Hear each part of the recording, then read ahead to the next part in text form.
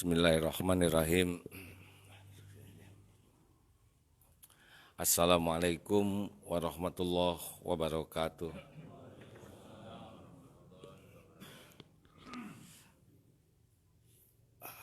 Alhamdulillah. Alhamdulillahirabbil alamin.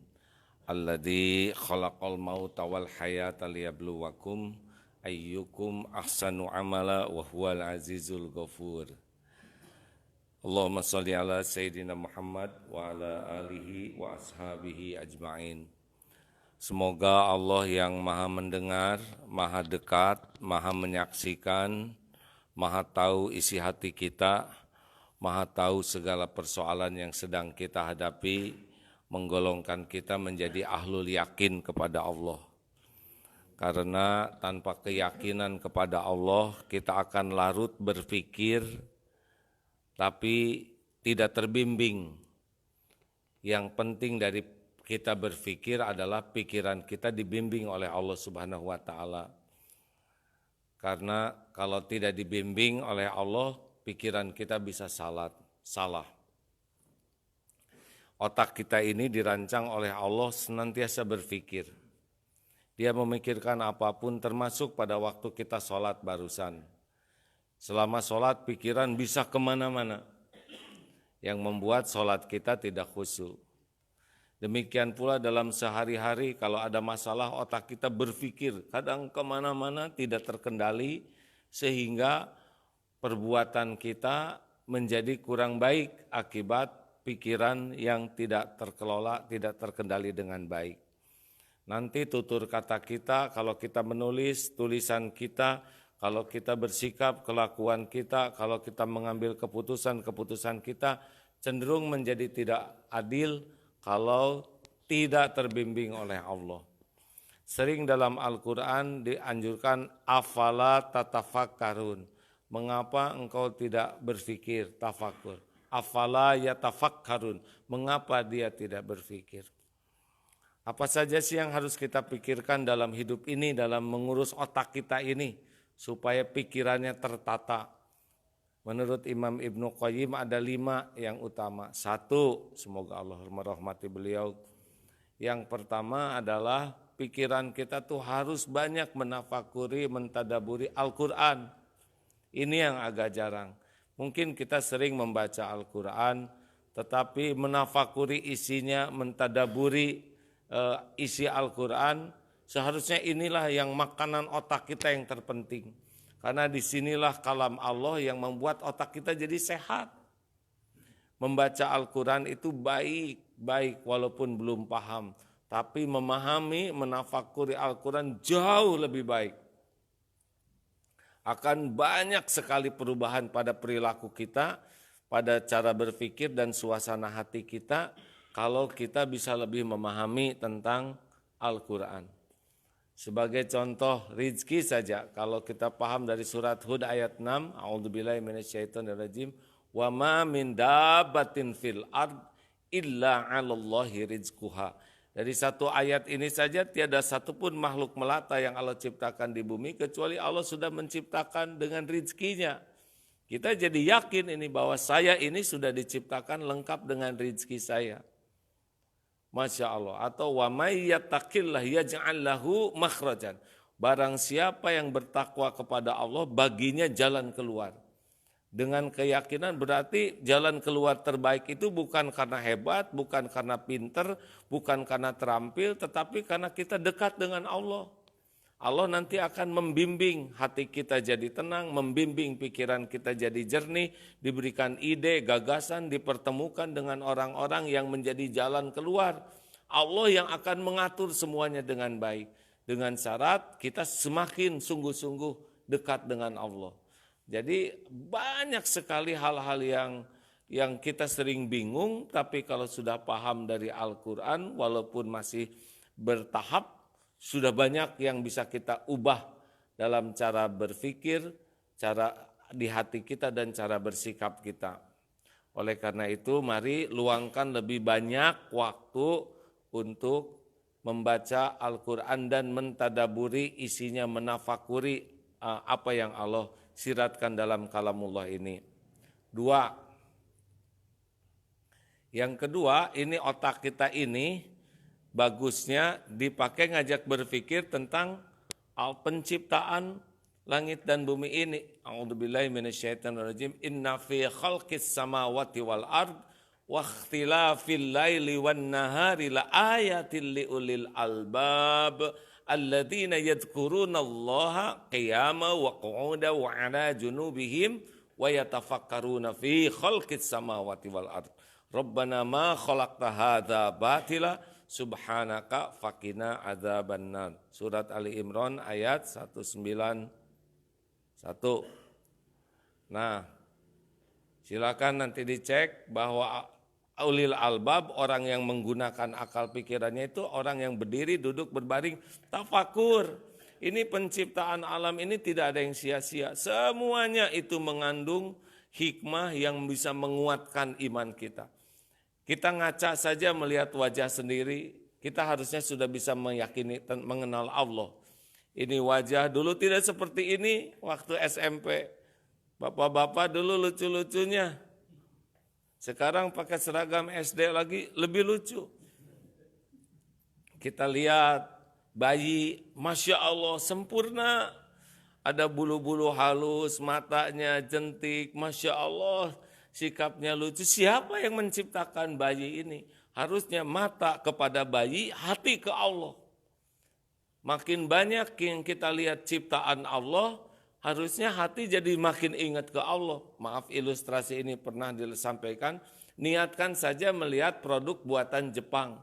Kita ingat Jepang terus sepanjang hari, karena di jalan begitu banyak kendaraan buatan Jepang, jam tangan, jam dinding, kulkas, Jepang, Jepang, Jepang, Jepang. Hanya dengan satu niat menafakuri buatan Jepang. Sekarang bagaimana kalau kita niatkan menafakuri ciptaan Allah?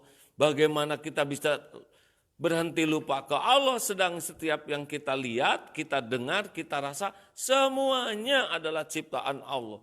Lihat pohon, dirasakan angin, lihat semut, datang nyamuk, semuanya ini sebetulnya sarana zikrullah.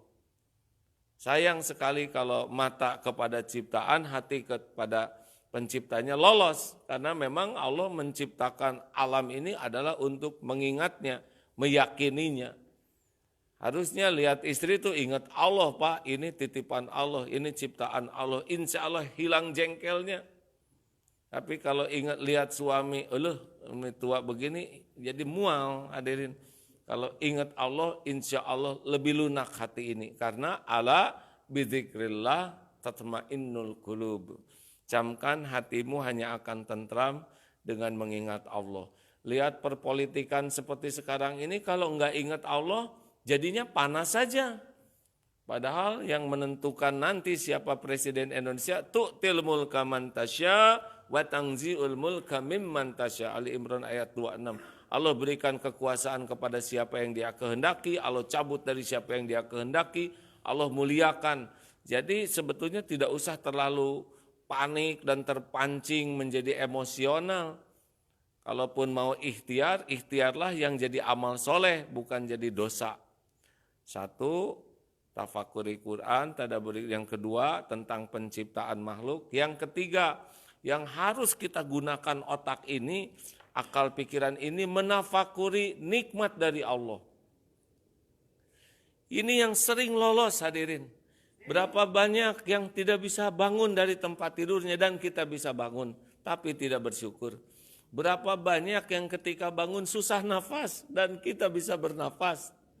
Berapa banyak yang ketika bangun tidur tadi tidak bisa jalan dan kita bisa jalan, tidak disyukuri juga. Berapa banyak yang ketika bangun tidak melihat apapun di dunia ini. Gelap gulita karena matanya tidak bisa lihat, kita bisa melihat. Berapa banyak yang ketika bangun tidak mendengar suara apapun, tapi kita bisa mendengar. Masya Allah, harusnya sekecil apapun nikmat, kita tafakuri dan kita syukuri. Beda sekali kehidupan ahli syukur dengan orang yang tidak bersyukur, sangat beda, sangat beda. Hatinya jauh lebih lembut, penuh dengan rasa syukur. Ini akan membuat dia merasakan bahagia. Dan air mata tuh bisa tidak tertahankan melihat limpahan karunia Allah yang tiada bertepi. Tapi orang yang kufur nikmat sibuk dengan keinginan, sibuk dengan yang tidak ada, sibuk dengan kekecewaan, sibuk dengan kejengkelan, tidak bisa menikmati. Apa yang Allah beri ini belum jadi kebaikan, hadirin. Jadinya kebaikan itu kalau disyukuri. Jadi Allah memberikan karunia detik-detik demi detik, saat demi saat, belum jadi kebaikan. Kalau Allah lihat kita syukur, barulah Allah berikan kepada kita kebaikan. Fakana khairullah. Wa in asabaka syara'u syakara. Fakana khairullah. Jadi ketika Allah memberikan karunia, bersyukur, maka itu kebaikan baginya.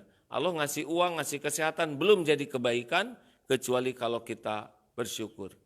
Yang keempat, akal pikiran kita ini seyogianya menafakuri dosa. Karena tidak ada yang mengancam hidup kita selain dosa kita sendiri.